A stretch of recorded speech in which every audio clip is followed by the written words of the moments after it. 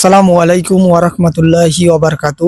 আজকে আমরা হযরত মুহাম্মদ সাল্লাল্লাহু আলাইহি ওয়াসাল্লাম যে মেরাজ করেছেন তার কি প্রমাণ আছে সেই বিষয় নিয়ে আজকে আমরা মৌলানা সাহেব এবং হাফেজ সাহেবকে জিজ্ঞাসা করব যে কি প্রমাণ আছে। আচ্ছা জামিল ভাই, জি, আমাদের বিশ্বনবী যে মেরাজে গিয়েছেন কি প্রমাণ আছে? কোরআনে কারিমের মধ্যে প্রমাণ আছে। আচ্ছা বলেন তো। সূরা বনী ইসরাঈলের মধ্যে আছে। আউযু বিল্লাহি মিনাশ শাইতানির রাজীম। বিসমিল্লাহির রহমানির রহিম। সুবহানাল্লাযী আসরা বি'আবদিহি লাইলাম মিনাল মাসজিদিল হারামি ইলাল মাসজিদিল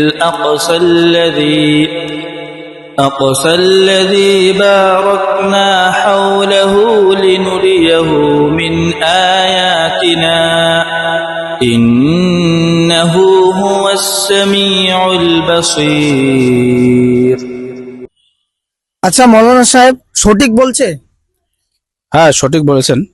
আল্লাহ পাকের রাসূল সাল্লাল্লাহু আলাইহি সাল্লামকে আল্লাহ তাবারক তাআলা মেরাজে নিয়ে গিয়েছেন।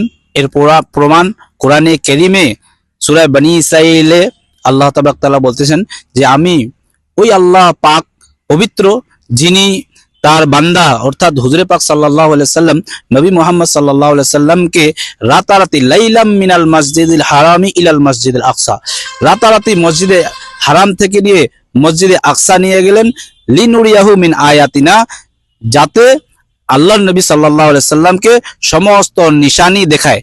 এটা থেকে প্রমাণ যে আল্লাহ তাবারক তাআলা মুহাম্মদ সাল্লাল্লাহু আলাইহি সাল্লামকে মসজিদে আকসা থেকে মসজিদে হারাম থেকে মসজিদে আকসা থেকে নিয়ে সিদরাতুল মুনতাহা পর্যন্ত সৈর করিয়েছেন। এটা আমাদের আকীদা এবং বিশ্বাস।